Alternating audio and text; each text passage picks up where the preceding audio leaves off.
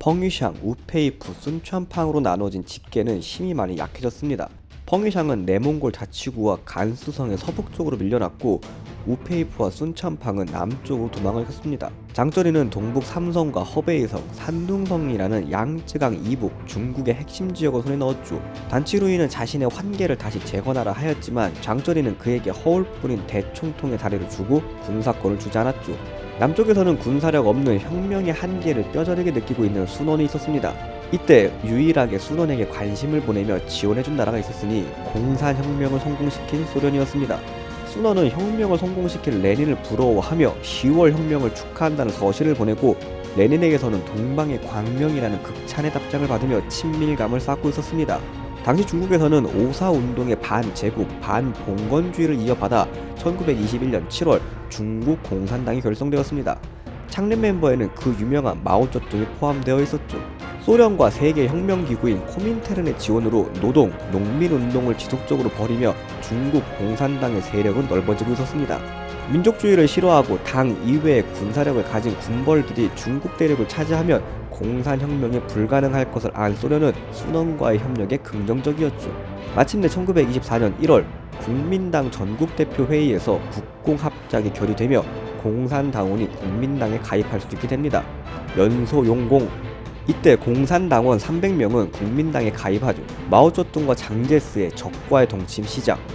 순원은 장제스를 소련으로 보내 소련식 군사교육 시스템을 배우게 하고 황푸 군관학교를 설립합니다. 소련은 국민당에게 조직, 이미지 관리, 포퓰리즘 등을 전수해 주어서 국민당이 대중정당으로서 발전하는 데 큰 도움을 줍니다. 힘이 없어 팽당하고 번번이 실패만 해왔던 순원의 군사력에 대한 목마름은 장제스의 황푸 군관학교를 통해 해결되기 시작합니다. 하지만 장쩌린 단치루이와 지속적으로 회의를 하며 통일정부를 수립하려던 순원은 1925년 3월 간암으로 사망을 합니다.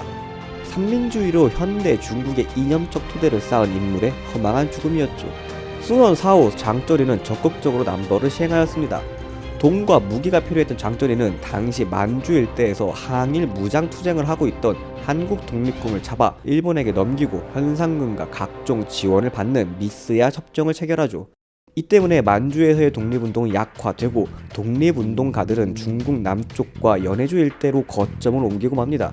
일본에서 받은 무기와 돈, 50만의 군대를 기반으로 파죽지세로 밀고 내려오는 장쩌리는 느긋했습니다. 순천팡은 이미 한번 이겼던 상대고 순원이 없는 국민당은 자신의 적수가 되지 못할 거라 생각했거든요. 이때 장쩌린이 남벌에 힘을 더 줬으면 중국 통일을 이루었을 거라 말하는 사람들도 많습니다. 하지만 장쩌린은 기고만장해서 파티를 벌이는 데 여념이 없었고 그의 수하들은 사치와 향락에 빠져 있었습니다. 더군다나 동북 삼성부터 상하이까지 전선이 넓어지자 보급은 어려워지고 상하이 아래로의 진격은 더뎌졌죠. 그러다 1925년 530 차만으로 반제국주의 운동이 6월부터 시작되었습니다. 시위가 커지자 상하이에 조개지를 두고 있었던 영국, 미국, 이탈리아, 일본 등의 열강들이 군대를 동원해 상하이를 점령했고 장쩌린의 봉계군도 출동하였습니다. 그러나 봉계군은 열강들의 눈치를 보느냐고 자국민을 보호하기는커녕 시위대를 무차별적으로 탄압했습니다. 이로 인해 장쩌린에게 민심은 떠나갔고 남쪽으로 도망갔던 순천팡은 펑유샹과 동맹을 맺습니다. 펑유샹은 서쪽에서, 순천팡은 남쪽에서 공격하기로 약조를 하죠. 더 나아가 순천팡은 주변 5개의 성을 모아 5성연합군을 만듭니다. 결국 1925년 10월 장쩌린은 상하이를 순천팡에게 넘겨주고 약해진 세력을 이끌고 북쪽으로 도망을 갑니다. 그러자 장쩌린 밑에 거슝링이 반란을 일으키죠. 이 반란군의 세력은 점점 커져서 6개 사단으로 늘어나고 동북 국민군이라 개칭했습니다. 장쩌린은 하는 수 없이 동북 삼성으로 후퇴했으나 거슝링은 산해관을 넘어 추격해왔죠. 그러자 일본 관동군에게 도움을 요청합니다. 일본은 도움의 대가로 반식민지적 밀약을 받아냅니다.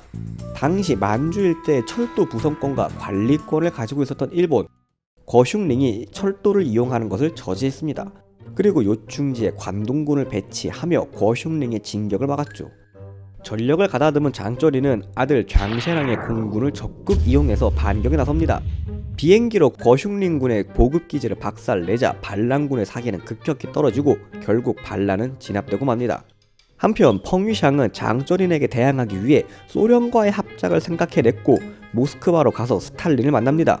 그러면서 산시성의 옌시산을 공격하다 오히려 장쩌린, 우페이프, 옌시산 삼각동맹에게 역관광을 당해버리죠.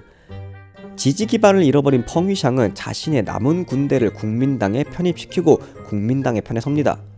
이때 광저우에서 세력을 키우던 장제스의 국민당은 동쪽의 천중민을 제압하며 세력을 키우고 장쩌린의 봉계와 순천팡의 직계 세력이 서로 싸우며 나누어진 것을 간파하고 각계격파를 하면 승산이 있을 거라는 판단에 1926년 6월 1차 북벌에 나섭니다. 국민당이 곳곳에서 승리를 하며 북진을 이어가면서 우페이프에게 승리를 하자 위기를 느낀 순천팡은 장쩌린과 동맹을 맺습니다. 1차 북벌이 성공적으로 진행되자 장제스를 필두로 한 국민당 우파는 자신들의 뒤에서 세력을 키워 나가는 공산당이 눈에 밟히기 시작합니다. 그러다 중사남 사건과 4.12 상하이 쿠데타를 기점으로 공산당을 축출해내려고 합니다. 그러자 공산당은 장제스의 반대쪽인 왕징웨이와 연합을 하고 군사권을 지닌 장제스와 정치권을 가진 왕징웨이의 내분이 일어납니다. 펑위샹은 왕징웨이와 손을 잡죠. 우한파와 남경파가 싸우는 동안 정저우를 먹어버린 펑위샹, 바로 공산당을 버리고 자기 군대의 공산단원들을 내보내버립니다. 이때 버려진 공산당 중에는 덩샤오핑도 있었죠. 그러고는 바로 장제스, 옌시산과 손을 잡습니다. 그리고 100만의 군대를 거느리게 된 장제스는 1927년 6월 2차 북벌에 나서게 됩니다. 그리고 우한파 국민당과 공산당은 마일사변을 비롯한 내분으로 1927년 7월 공산당과 국민당이 갈라서는 국공결렬이 일어나고 우한파는 장제스의 남경파에 흡수되고 맙니다. 이번에도 다 아시는 얘기 봐주셔서 감사합니다. 지식과 정보를 관찰하는 지식리어캣이었습니다.